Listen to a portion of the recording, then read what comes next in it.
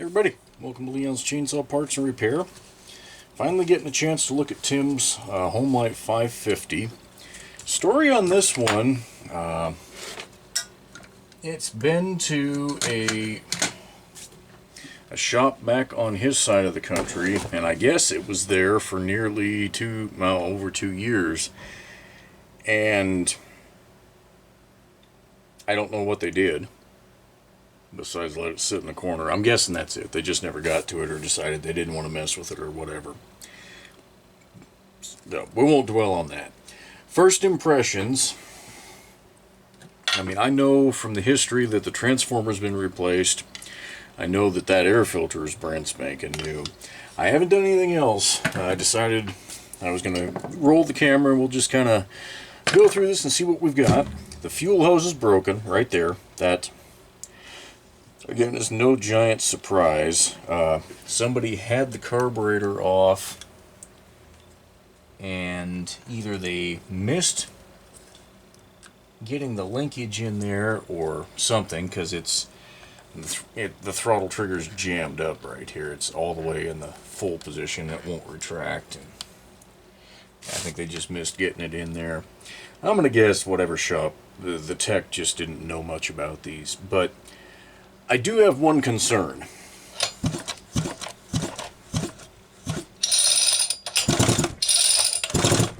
I'm not sure about the compression. It's pulling over awful easy. And for a saw that doesn't have a compression release, that bothers me just a smidge. So I think, well, those are good and tight. Okay, hopefully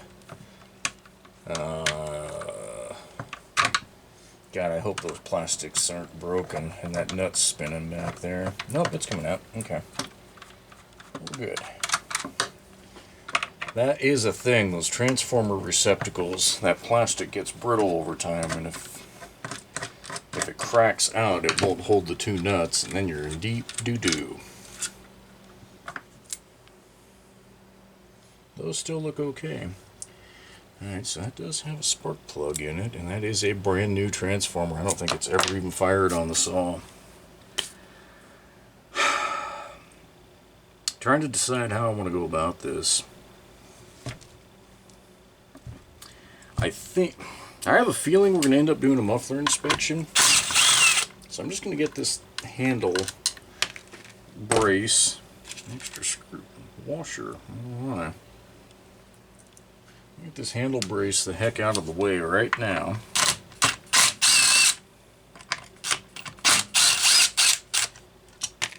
A little dirty. Seen worse. Get this side cover off. Ew. Those were not in any danger of rattling off in the box. On you.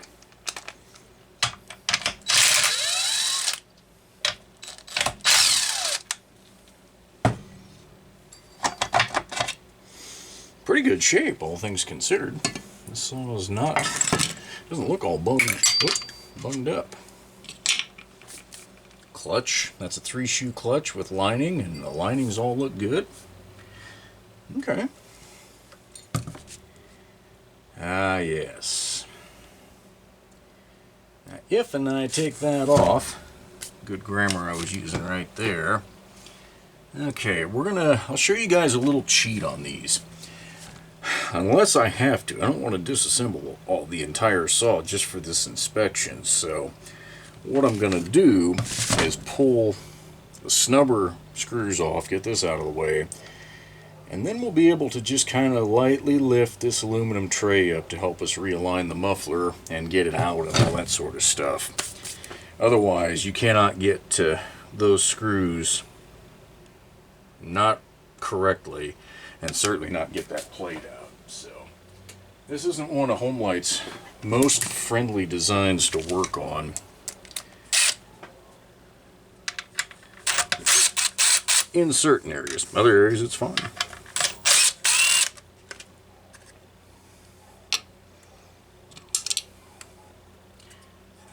Yeah, see there. Now I've got enough I can work with that. I'll leave it in place. And we'll see about getting... Oh, you know, before I start messing with those two, let's go ahead and get this upper muffler support screw loose. Now that is not a super easy one to get to either, but there is room.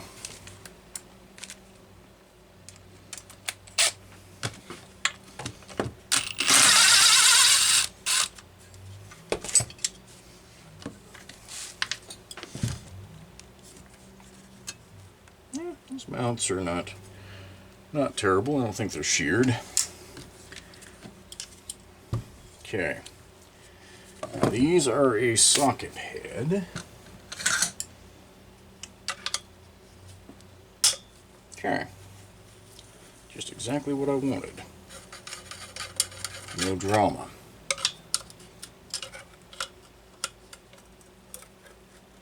Ha! That one was well on its way to vibrating out.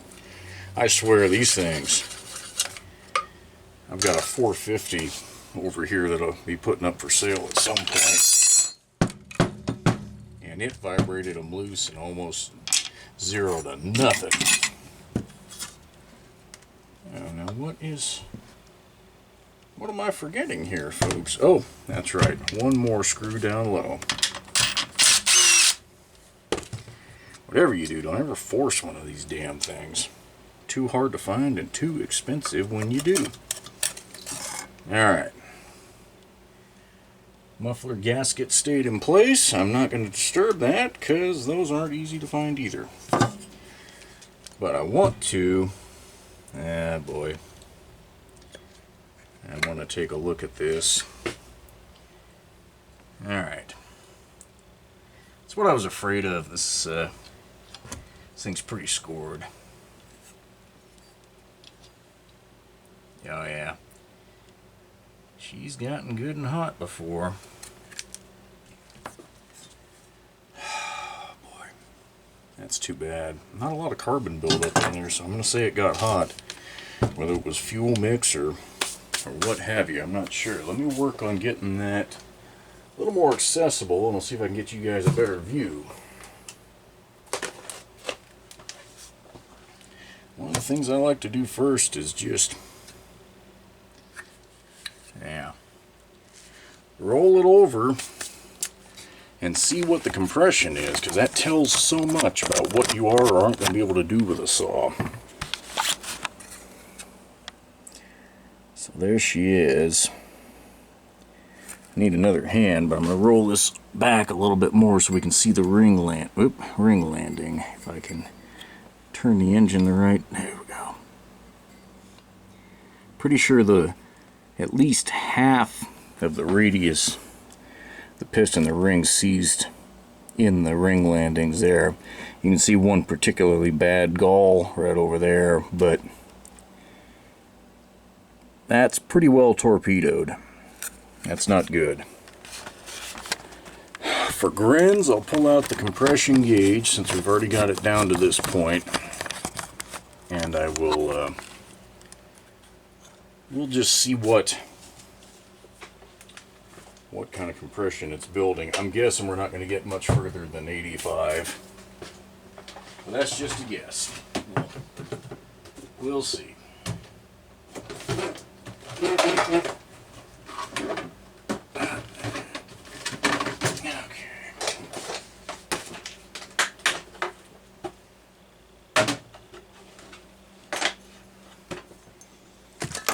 Spark plug out.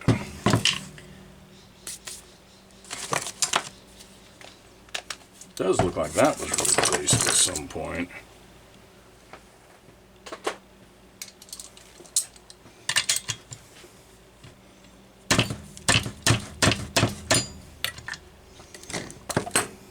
Just maybe a little tighter than it needed to be.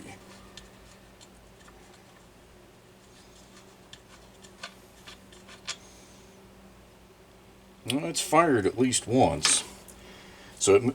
excuse me. Damn, that pizza for dinner was good, but it was better the first time around.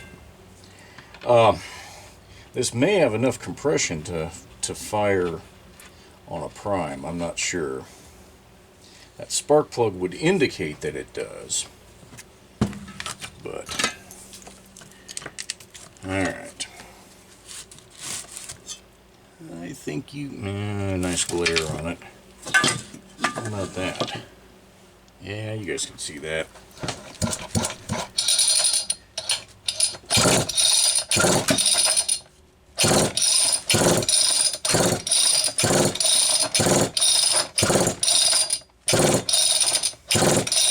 What'd we end up at? Oof, even worse than I thought. About 5860. So without a doubt, that is why she's not running. So, not the result we were hoping for here. Definitely not what we were looking for.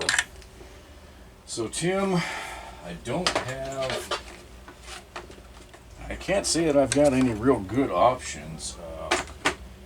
Every once in a blue moon, a crankcase assembly will show up on eBay.